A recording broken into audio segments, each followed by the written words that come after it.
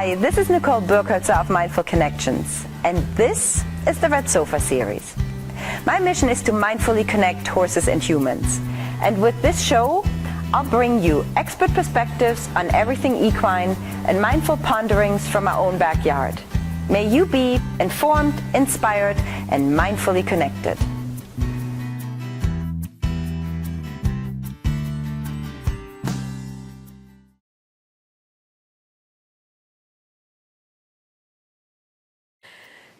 So this is our 13-year-old quarter horse cutter, and Denise is gonna maybe tell us if there is anything wrong with him. I don't know, except he's not in really great shape, but aside from that, he seems pretty well to me. So Sure. We'll see what your experience is Okay, with the lovely boy. absolutely.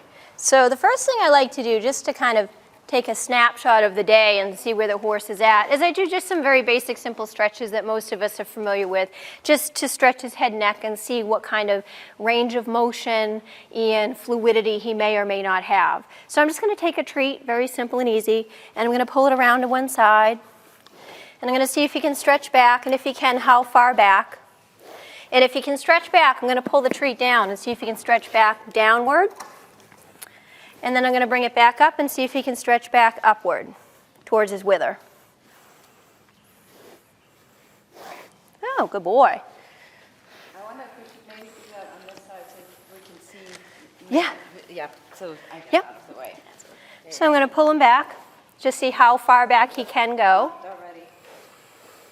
And then I'm going to bring it down, see if he can come down when he's looking back towards me. Sort of. And then I'm going to bring him up and see if he can look up when he's pulling himself back. Good boy. So he stretched back okay on both sides, pretty well back, but they can actually come back to here when they're really flexible. So he's going to have a little stiffness there.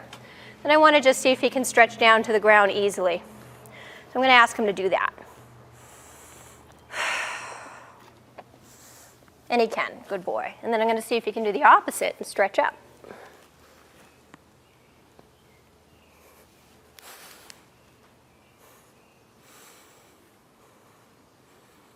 Good boy. And then I'm going to see if there's any tension in his pole at all. A lot of times horses do have tension, but not all the time. So I'm just going to check and see if he can wiggle the head and neck back and forth at all. Come over here, sweetheart.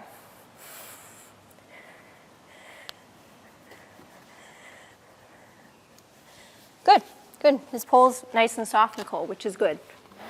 So he's a little tight today. He moved up well, he moved down well, he wiggled well, but he didn't bend to either side super well. So he's going to have a little tension in the bending muscles of his neck. So we want to alleviate that. So the way we're going to go ahead and do that is I'm going to take my hands, rest them over the top of his neck, and just gently push and pull the tissue back and forth to help release it.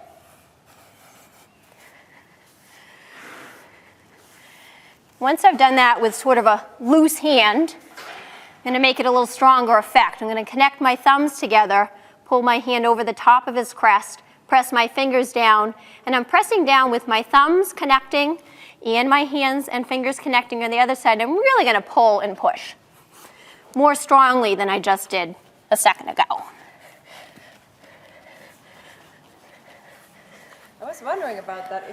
When you give them a treat at the beginning, I mean, you're sure making friends, but are they gonna eventually? Most of them are okay. Every now and then you'll have somebody that becomes a little obsessed, Yeah. and you have to take the treats out of your pocket. Yeah. But generally speaking, they're okay. So I'm going to take I'm going to take the top and the bottom now, and what's called jostle the neck back and forth.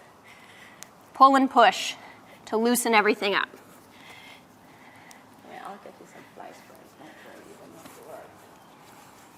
And the longer I do this, the looser the neck becomes. And I like to incorporate the head in as well. So the head and the neck.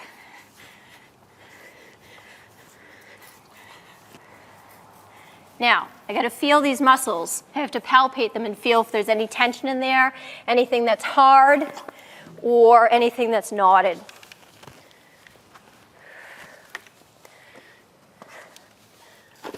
So I'm going to start with my palm. I'm going to push the tissue around in a circle almost on the idea of opening up a child-proof medicine bottle. Push and turn. Push in with my palm, turn with my wrist. Focus on her. Just to soften the tissue up.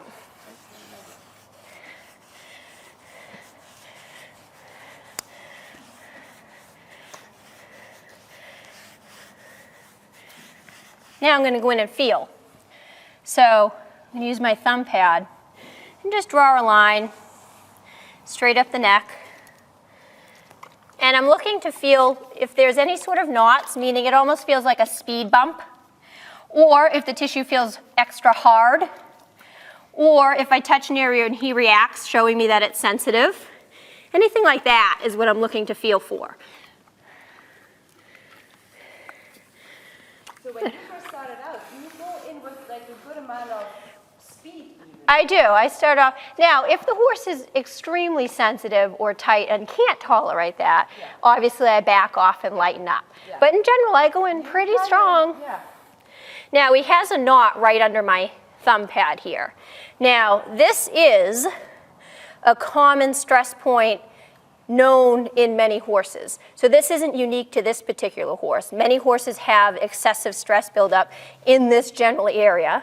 And what it will do is it will compromise their ability to turn their head and their neck in the opposite direction. So this is one reason why, when I asked him to bend around to the other side, he did so okay, but he didn't have quite the full range of motion that he could have. So I press in first to draw the blood to the area. Then I move my thumb back and forth to untangle the knotted tissue. So first I press in to draw the blood. Then I move back and forth to untangle the knotted up tissue. So did you in this moment actually also check if this was a hot or cold?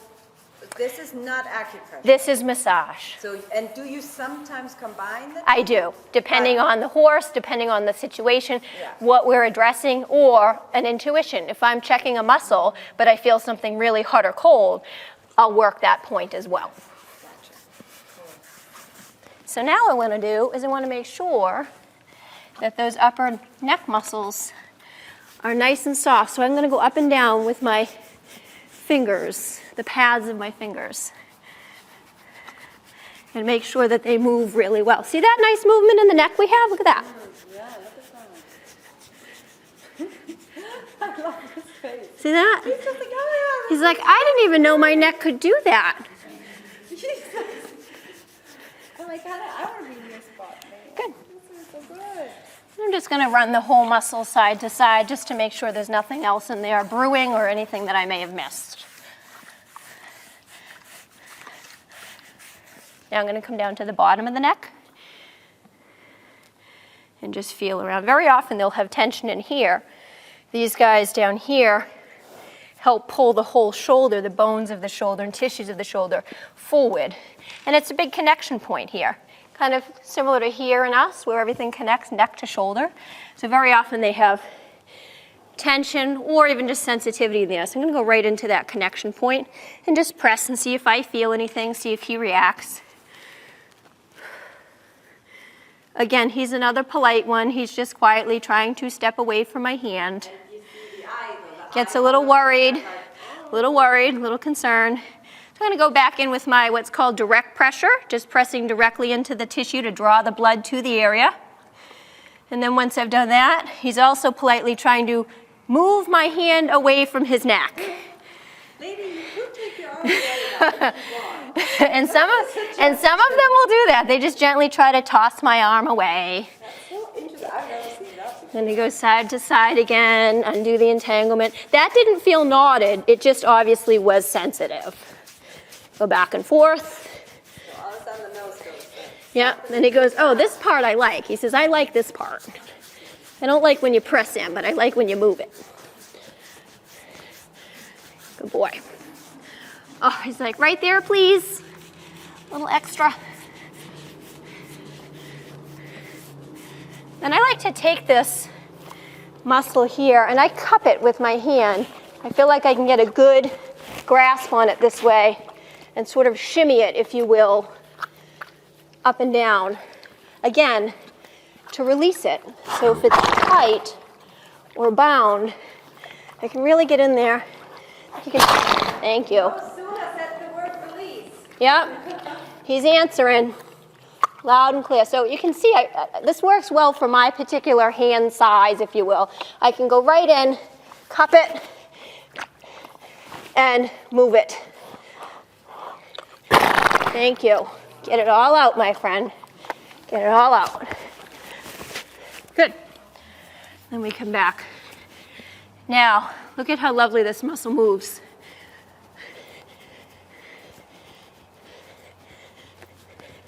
Can you all see how nice that moves? Really, really well. All right, I'm going to move back to his wither for a minute. So, I'm going to come up to the wither.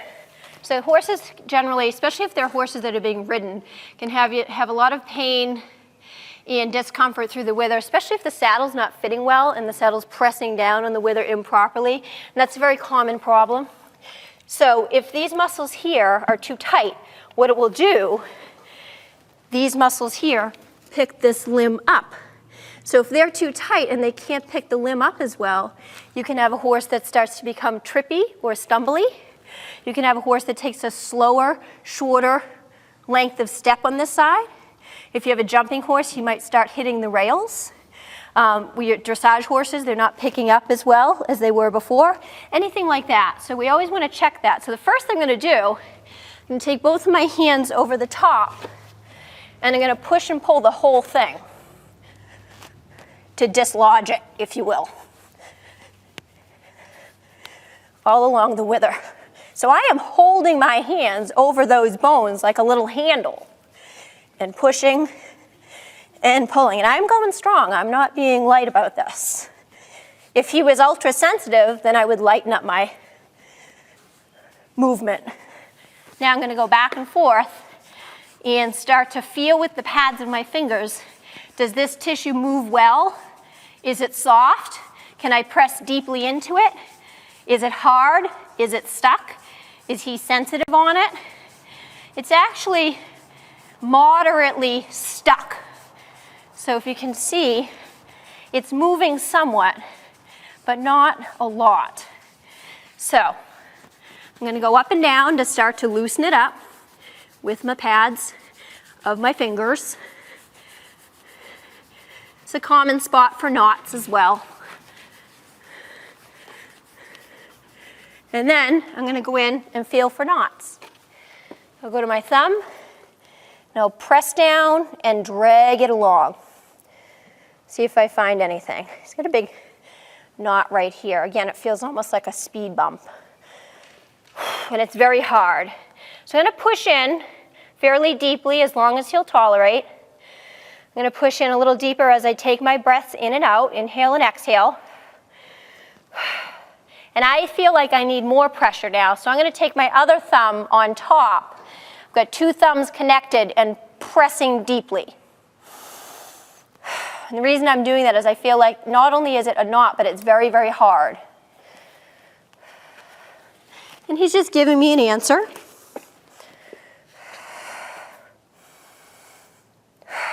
You can let go. You can let go.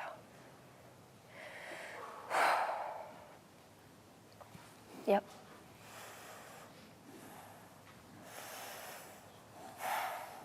Good boy.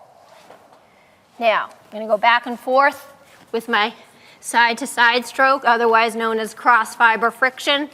Good boy. He's lapping away. And this isn't about treats this time. He's lapping because we've undone a very hard area of tissue. When tissue's hard, it's not receiving the proper amount of blood circulation. And that's important because the blood carries the nutrients and the oxygen to the muscles to provide them with energy. It's kind of like if you don't eat, you feel weak. So if the muscles do not have the proper oxygen and nutrients brought to them by the blood, they're weaker and they can't function as well. And I think, all the stuff that he is a mouthy horse, actually. My Sure. theory is that he actually was weaned way too early. Too early? Into work way too early. And so he always has this little needing this nurturing piece. Sure. And so when you got into that hard area. spot there, Yep. he got like really licky, and in those cases, I mean, like you said, if it depends. You gotta feel this out. Right. I mean, it depends. If he's fresh and gets like nippy, obviously I That's wouldn't let him different, do that. right. But if he is right now, it's almost like a pacifying. Yes. While there is some stuff going on that is a little uncomfortable.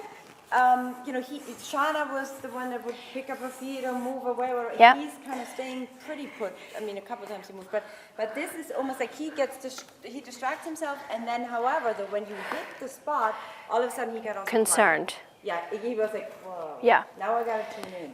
Now, if you could think back to that tissue we had in the beginning, if you can watch this now, look at that. Wow, look at that. Wow, so much better. Do you see how the tissue just rolls over the bones now instead of just being stuck and dormant It's really there? stuck. I mean, I have to say, I've never seen that before. I mean, I've seen massages and whatnot, but I've never seen that difference between stickiness and then like like you said, it The fluidity rolls over the bone. joints and bones there. That's Yeah. amazing. So I'm going to go to his back now, only because we had a little bit of viewing earlier with the mare's shoulder. So I'm going to just move to the back because I want to make sure you can see what to do with the back. So again, very common to have horses sore in their back. Saddles need to be fit. Sometimes people don't know that. Sometimes people forget about it. Sometimes people think their saddle fits, but they need a professional fitter to come out and fit it for them, or they need to change their saddle altogether. Also riding, you could have a saddle that fits well, but you have a rider that rides very tense or heavy or bracy or rough. It's going to affect their back. Unbalanced, like Unbalanced. Or if you're, like you said, you were in pain with your back, and then you hold. Transmits your- right into their back. If you have a lower back problem and you're tight in your back and your hips, it will transmit directly down into your horse's spine as well. Horses also carry stress and tension in their neck and their back, just like we do as human beings. So there's a myriad of reasons why they have a tight back. Very, very common problem. So I want to see what's going on. So I'm not just going to dive right into his back because that's a sensitive area, just like our back is, and I can personally certainly appreciate that. So I'm just going to take my fingertips and just lightly stroke his back just a few times with my fingertips to let him know that's where I'm going to be going next. And once I've done that a few times, just a very simple light stroke with my fingertips, I'm going to take the palm and I'm going to start making circles all along his upper and lower back. I go right over the top of the back, over the bone, and then I bring it down under the bone to the side that I'm working on, and then I bring my circles down just a little lower to the top of the rib cage. So just small circles, large circles, medium circles, just making circles with the fleshy part of the palms of my hands. And this again, this allows him to feel my hand on his back. It starts to allow me to feel any tension, tightness, hardness, or soreness. And once I've done that for a little bit and I feel like he's ready for me to start to go in, then I have to move my stool because what I'm going to do is I take my thumb and just run it right along the back next to his backbone as much as he'll allow for pressure. I'm feeling for hardness, for knots, any sort of response from him, flinching, spasming, well, hello there. Anything like that. So he, in his upper back here, has some spasming going on, which looks like a little ripple of tissue or a little wave of tissue that goes right along his back when I press in. It's right here on him, ripples right away. Then when I come down further to his lower back and press in, it's hard. It's very hard through there.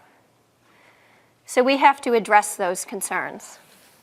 So what I'm going to do in the beginning is I'm going to just take my thumb pad and sweep it side to side, long sweeping strokes along the backbone. So I'm next to the backbone, about a half an inch away from it, towards my direction. Long sweeping strokes. Then I'm going to move it down about a half an inch, so more towards the top of the rib cage here.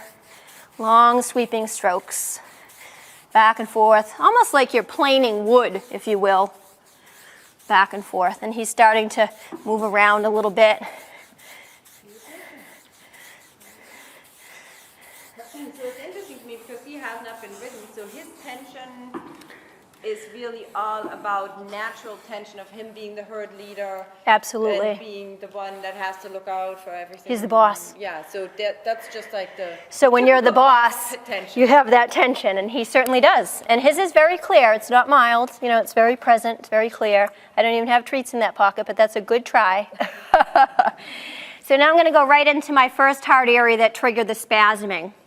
So I'm going to go right in with 2 fingertips. He's like, oh, you could also not.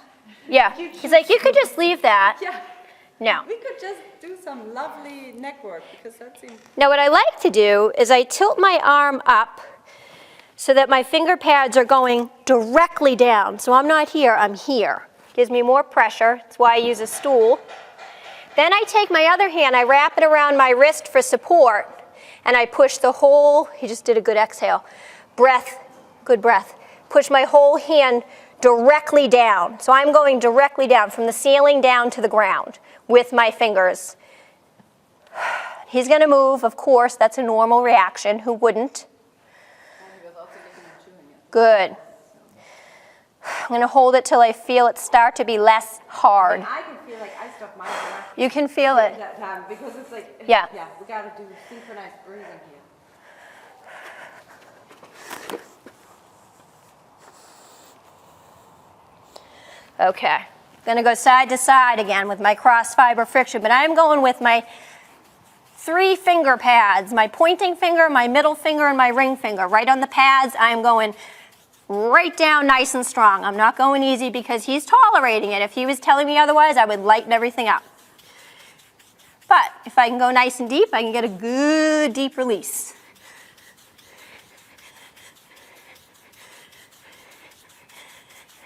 Now I'm going to go to the next point in the lower back. This lower back area is a very common area for excessive stress and tension buildup because it's a connection point of the lower back into the upper glute, similar to here on us. And in terms of soft tissue, it's one of the most stressed points on a horse's body whenever they canter, gallop, or if you have a rearing. So very common to have a lot of tightness through here, which he does. But he did start to yield. He gave me his toe and dropped his pelvis, so that's a good sign, rather than just swinging his hind end away and trying to get away from me. Wrap my hand around my wrist, go straight down, and I'm going to breathe it out with him.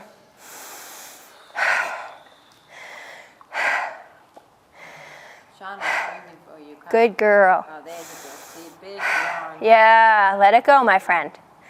And then I go side to side with my 3 fingertips there, or the pads, I should say, not so much the tip. Obviously, the tip's too severe. Yeah, he's giving you his whole hip there. Yeah, he's dropped his pelvis right down and submitted to me, which is great. Now, I feel like the tissue is getting better, but it's still too tight. So I'm going to soften it up by changing my stroke. I am tapping it out, or percussing it is the formal name. If you think about percussive instruments like drums, you bang on them. So in a sense, I'm nicely, banging on the tissue. Now, Whoa, where are we going? What is that about? when I do that, it's to tenderize the tissue. When you want meat to become soft, you tenderize it. So I have to do it in a certain way. I can do it with an open palm like this and chop, or a closed palm like this. But either way, I have to keep my wrist and my hand very loose because I'm not striking him. I'm letting my hand bounce back off of his tissue to me. And I'm going lightly. I'm not going heavy with this, just to see what his answer is. He's like, this is weird. This lady's tapping on my back. One of those where you gotta go for a little bit to see how the horse reacts. because either he ends up relaxing or if it gets tenser and tenser. Then you take it out of the equation. Yeah, then you gotta stop. Right? Yep, exactly. That's kind of a new thing. Kind of a new thing. Hold on. I'm listening to you. I am. Lady, we had such a good thing going. Now, now once I've tapped it out, I'm going to go up and down. Going up and down with my fingers. just pushing the tissue up into the backbone, using the bone to help me out. If I push the tight tissue up into the bone helps break up the tight tissue. Pushing it right up into the bone, utilizing that bone to help me out. And the hands of the practitioners will always tell you how well groomed the horse is. In this case, not so much. Not bad, not bad. Yeah, because he's been licking the dirt off. That's the only reason why it's not that bad. I mean, there's very often I have black hands. Oh, you? Very often, so this isn't bad. He's coming up there, that ain't seen. Okay, so I go back to my side to side. Now I'm going to do my circles, but with a little more intention. In other words, I'm going hard and deep in these circles. Actually, I want to actually move them once around you so that the people can see it. You Go stay right ahead. there. Okay. I'll just You'll just turn, you'll rotate. I'll just do it in a second. Good boy. Perfect, perfect. There you go. So now my circles are different. My opening circles were kind of light and loose, all different sizes. Now I'm doing small, deep, intentional circles. Again, to undo the bound tissue. I'm going right next to the bone. I'm going down below to the tops of the ribs. And I'm going back up, pushing the tissue into the bone. And here's the other thing, by the way, of him coming back to me, licking, and he actually really put his nose deep into my thumb here. Let's not forget, when somebody grooms you, like Right. Denise is grooming him, the horses often really want to groom another horse. I mean, That's right. what they do. When I do anything to Cutter, he calls Taylor over, and so he can nuzzle her, Groom. and Taylor calls the next one over. Then there's this big old family circle of grooming. So that's a natural tendency also for them to really want to pass it on. Wow, look how soft that is. That's See the difference? Now it's better. Now, for the sake of time, I'm going to move to the hip. But if we didn't have a restriction, I would actually spend more time because I want it even softer than this. Yeah. This is better, Yeah. but we can get it even more better. free. Wow, Okay? nice. But I can definitely see a difference. Yeah, see, it actually, Look at that. Yeah, there's pliability to it now. Before there was no pliability. exactly. Yes. Now, with everything that you do, that's a good point, by the way, whether it's acupressure, massage, always do both sides. If you have 5 minutes on one side, do 5 minutes on the other. You're always looking for symmetry, and you want the body to move as equal as possible. So in real life, you would always do both sides. Whatever you do on one side, repeat that on the other side. Great point. Hi. Okay, back to work. I got my orders. Okay, so I'm checking out this hip. So the front of the hip, if this particular area is tight, iliacus, it will affect his ability to pick his hip up and close his hip. If this particular area behind the hip is tight, it'll affect his ability to extend and open his stifle. Stifle is the equivalent of the knee in the hind leg. So we want to check both those points and see where he's at. So I'm going to bring my hand down and press right in. This is an area you want to be careful on when you're working on horses. It can be very, very sensitive, and this is where they can kick out and get you. So be really careful about watching the horse's reaction, where you stand, keeping your free hand on that lower portion of that hind leg, all those good things. So he's pretty tight through here. Well, and it was funny, the moment you hit that spot, Yeah. he's getting busy. He's like, I have to just cope by nuzzling and chewing and grooming. Something. So I'm going to go right in as long as he'll allow. And I think a kick probably in that section would not even necessarily be a get away, but it could be like just a response, reaction. Yeah, like an You know when you impulse. go to the doctor's office and Yeah, they right. tap your knee? Like Absolutely. this. So this particular little area, this is a tough kind of fibrous band of tissue. So don't be afraid. If your horse, as long as your horse is quiet and patient tolerant, start off lightly, but then you can go right in and you can go side to side after you've done your direct pressure by pressing directly in. So press directly in first, then you can go side to side with your finger pads. Then I like to also utilize the bones of the hip to help me out. I take my palms and I push the tissue into the bone of the hip to help break it up. Just like I did utilizing the backbone earlier, I utilize the hip as well. That is so neat. I mean, I never even thought about that. Yeah. That, you know, you almost think of you have to isolate the muscle and try to get it away from it. Right, where you can But actually, you're doing the opposite. opposite. You're really using it as the counter Exactly. to that's so to break cool. it up. So I go, It's like the tissue, to break the tissue connection up that Right. occurred. that's right, you're compressing it. You're compressing the tissue into the bone. That's so cool. And then what you can do with this particular area, once you've compressed it, things start to feel soft and loose, you can actually take it and just take your hands, open them up, spread them, and you can pull the tissue apart, side to side. So my left hand is pulling towards his head, my right hand is pulling towards his tail simultaneously, and I'm literally separating. So is that kind of the facial release type of stuff? Same idea, it's the same concept. And you can just literally, and then you can, to make it a little stronger, you can cross and use your palms, and that makes it a little bit more intense all the way through. Push, push, push, push. Separates it all the way around. You can do that in the ribs too. You can take the ribs, and again, be careful, they're often sensitive in the ribs, but you can take their rib cage and you can start open-handed and spread the ribs apart like this.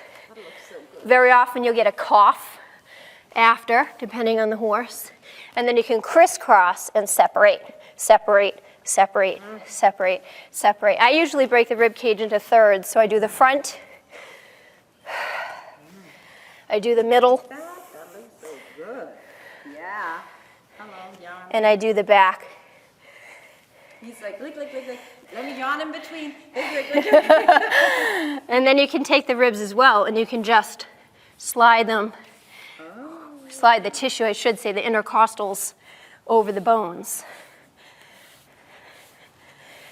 and loosen them up.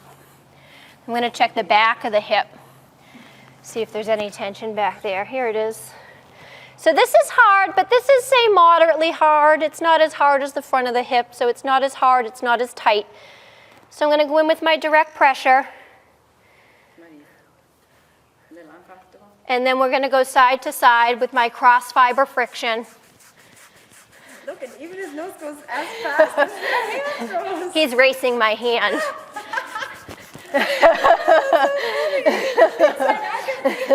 He's like, I can do cross fiber friction with my muzzle. Yeah, I know. Strategic. Back and forth. And then what I like to do to finish the hip out is that same idea of compression. I come behind the hip and I push this tissue into the bone this way. So I start with my circular motions and I push it right in, and this is a great spot. You can really go deeply as long as the horse is tolerant, and you can really see the results of your work. So circles, push in, circle in, circle in, circle in, circle in, circle in.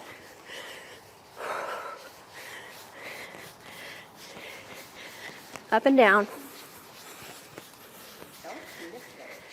Then you can even, when you come down to this sort of fleshier part around the stifle and in front of your femur and your fibia and tibia, you can actually take this tissue, if the horse tolerates, grab it and pull it.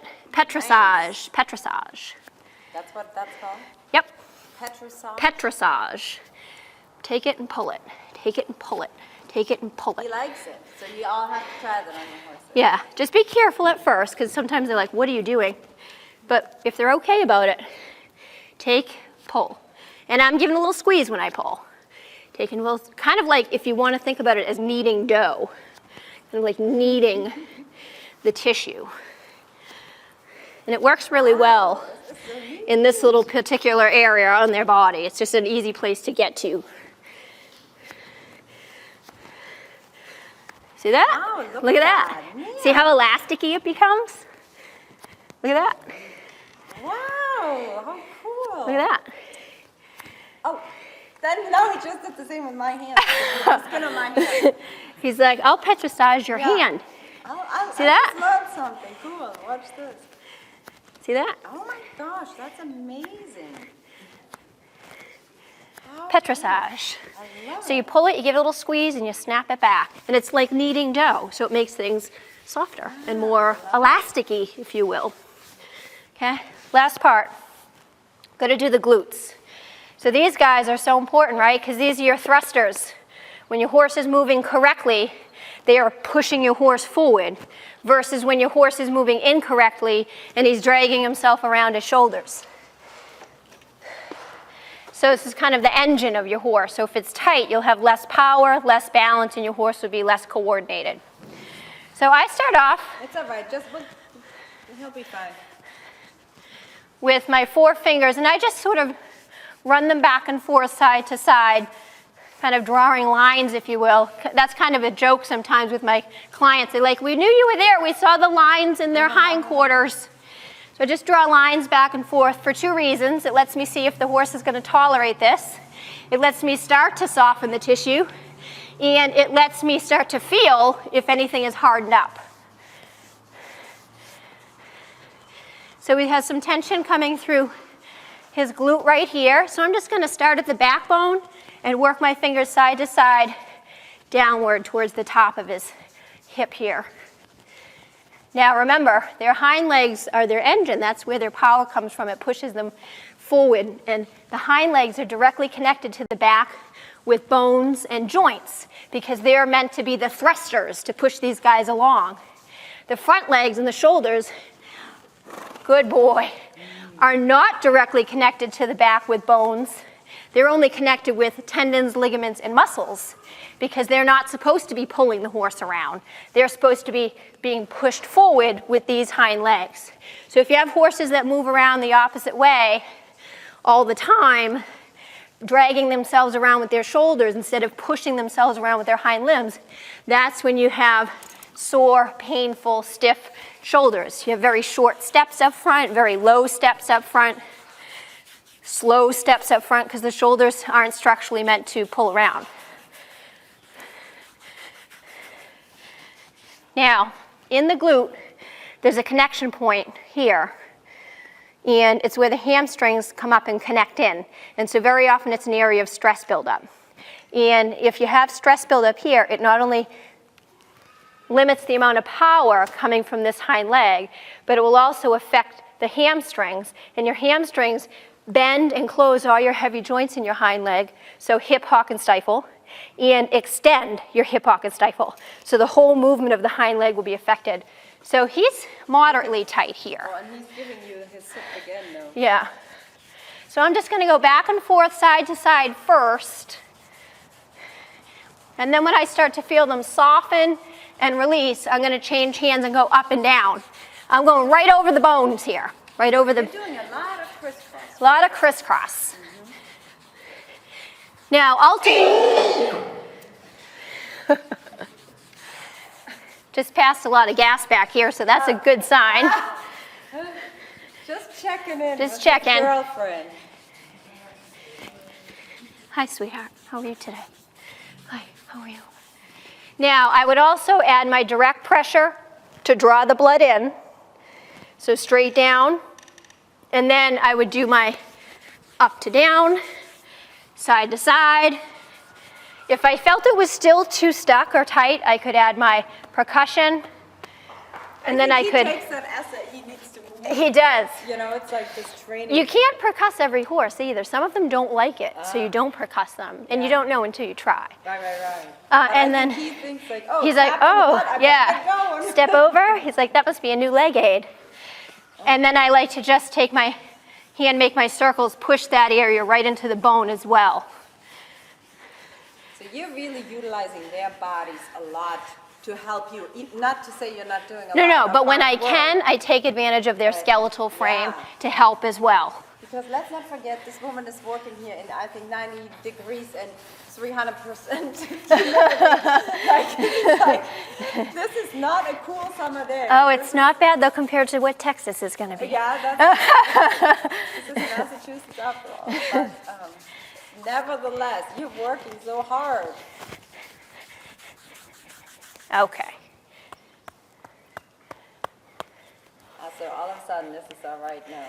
Now, this is much softer than what we had a few minutes ago. Yeah. Then I just kind of, I like to just start at the top when I'm done. I know.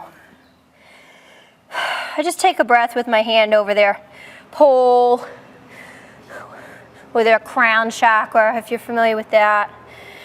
And then I just, to finish off, I just lightly draw my hand right over the top of his neck, the top of his spine. No pressure, just running my hand. Just kind of shake out any tension or remaining worried energy or fear, anything at all.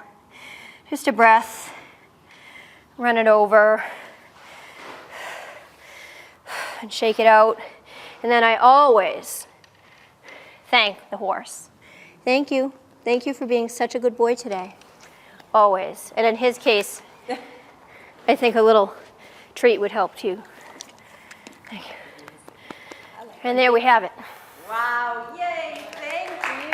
Fabulous. Thank you. Wow. Thank you. Thank you. I mean, so. Makes sense. Makes sense. Well, and lots of, I have to say, I mean, I've seen lots of massage therapies and different things and modalities, and I learned a lot this time. Good. I mean, great stuff. I love the idea of the bringing attention to the area by putting pressure on the point, and then, you know, bringing the blood to it, and then bringing the rest. Sure. And then the idea of a lot of the crisscrossing, the idea of that you can actually move fast. I mean, I see a lot of massage people that go very slow and very Sure. which I don't even think that's good for every horse. You got to really Move. moderate it and see how that works. Sure. I mean, there's so many things. I will probably eventually come up with more stuff, and as I play with my horses a little bit, you know, speak more about it. Sure. But I think this is just so neat, and the results are so clear. Clear. They're very clear. Yeah. Which you get when you work. Yeah. This is the basis for this is sports massage therapy. Yeah. So you're really zoning in on the area and doing your best to alleviate it. Yeah. So more than just sort of a relaxation sensation, Yeah. you're looking to resolve as Yeah. best you can that soft tissue Yeah. issue. Yeah. You know, the so issue in the tissue. Exactly. So, well, I think this is exactly what I felt. I mean, that was the other thing, the stuckness. I knew there was one more piece. Hey, Sure. enough now. Thank you. The idea of how the muscle gets stuck on the bone, so to speak, and how it's all so really connected and tight. And when you said, you know, old cells that get stuck in it and all this stuff, and that it needs to be flushed out. And Sure. so I think that's so cool, and that's something we can even though we as the layman can't do it, but we can see if the horse needs it and then call somebody. Right, you can help. feel it and go, Yeah. ooh, that's not moving well, or Yeah. I can't even press into that well, or it's hardened up. Any Yeah. of those sorts of things. Exactly. Sure. So, Sure. oh, thank you so much. So we're Very going to welcome. just let this lovely Denise clean up her hands and everything, and then we'll just quickly regroup, and we'll see you in a few minutes. Thank you. Hi, this is Nicole again, together here with Denise Bean-Raymond, who just did an amazing job on Shauna and Cutter, showing us her skills. And on the way back from the arena, everybody was like, yeah, I want her to come and work with my horse. I want her to come and work with my horse. So we're hoping maybe to get her back out into this area, which would be really exciting, because I certainly can tell by my horses. And it's always easy when it's yours, as you know. That's right. If it's right or what works, Right. you know. So, and I can tell, I know them pretty well, that I know this was really, really great work. Fabulous. So we're excited about this. Now we have a couple of questions. Maybe Joyce, you had a thought? Yeah, I had a question. First of all, it was incredible. Thank you. But would you have any suggestions for Nicole now, for either of the horses that she might possibly do to follow up on some of what you Certainly. saw? Certainly. What I often do is I'll actually follow up with stretches on the ground that you can do to help whatever the initial problem is. Also, we can have a chat about the dietary feeds that the horses and supplements as well are being fed, and we may want to add or subtract or alter something within the nutritional program. And then as far as the actual body work, I always will take my time after to say, I can, send you the points. I do most of my work through email. That works the best. And I can put a program together and say, these are the points, these are the locations, and these are what you can touch and how to touch and what to do for acupressure points and also for the massage areas, so that you have a little bit of something to do, whether it be on the ground with stretches, if they were under saddle horses, riding exercises, something for the nutritional program if needed. They may be on something that's completely appropriate already. And then also some specific points and strokes for those horses. So you walk away with something that you can do on your own. Yeah, and I mean, for me, quite frankly, seeing what you did for Shana in particular, I mean, Cutter to me feels like he is in okay shape. Could he benefit from it? For sure. Right. With Shana, I almost feel like, how dare I not do something? Because she really, and in a way, whatever the expense might be, what I'm looking at is like a long-term situation with her. I mean, she has the gene, she is insulin resistant, you know, we did the testing, there's all the stuff, and I hear more and more now that Arabians can be one of the breeds that have that issue. And my goal is, as always, to get her even more off the grass, and that's coming because she has little bits of grass still here and there. But I see that if I don't spend the money now on helping her through you, I'm going to be, there's long-term issues. And the vet had already said to me, you know what, she should probably be on medication. And I'm like, I'm not going to put a 7-year-old horse on medication if I can at all help and do something more holistic. And actually my friend Chris had suggested to put thieves oil on her feet, which I've done that. And but I think it's almost like I feel like I want a comprehensive plan on what do I need to do that I need to stick with and say like, okay, I need to be with this horse on this schedule. Yes. And we need to work this out because she's not well. No, she isn't. And like you said, she's so young. You don't want to sort of open up a can of worms and then run out of options further down the line. Yeah. And you also, depending on the side effects of the drugs, you don't want to have any stress on her kidneys and her liver and things of those nature. So if you can start sort of in a more varied program like you're thinking of doing and that you are doing, you know, that may be a better place to start foundationally. And then you can adjust accordingly according to how she responds and how she goes on. Yeah, I totally agree. And I totally agree even with the Western medicine where not that it's all bad, but she is such a sensitive horse that the side effects I would almost be more worried about causing something else again by treating one thing and having a new problem manifest. Yeah, absolutely. Yeah. So I'm committed, you know, for Denise to come out. The problem is she might not want to drive out all this far. Oh, no, that's so we'll figure it out somehow. But yeah, good point. I mean, I definitely feel, you know, that's a definite point where a horse needs it and you know, something needs to be done. Sure. This is what we talked about earlier. There's an opportunity in front of me, and now it's for me to take the action. Full circle. That's right. That's right. Yeah. So I don't know if anybody else has any questions. You know, there was so much information shared. Great. I am so excited that you came out. Thank I'm so thrilled. I'm thrilled that you had me. That was wonderful. I'm just like so I'm very excited. gracious for the invitation, so thank you. Thanks for doing this work. Thanks for sharing your knowledge with everybody here. And so we will probably film her again when she comes next time to work with Shana. Awesome. And we will provide you with all the information below. You know, there will be probably right now a band running down there telling you everything you need to know. And please contact Denise, you know, if you're interested in her work or if you're interested to do anything here right now in the next couple months in Western Mass. Be in touch with me and we'll organize it. Wonderful. Awesome. Thank you so much. Thanks. Appreciate it. See you next time.